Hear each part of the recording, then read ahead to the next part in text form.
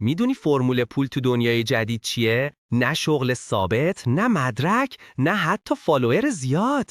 فقط یه ترکیب جادویی، هوش مصنوعی به اضافه خلاقیت خودت. الان دیگه پول دست کساییه که بلدن از AI برای واقعی کردن ایده هاشون استفاده کنن. اونایی که نمیترسن از ماشین بلکه باهاش همتیم میشن. هوش مصنوعی فقط یه ابزار نیست، یه موتور تقویت برای ذهنهای خلاق.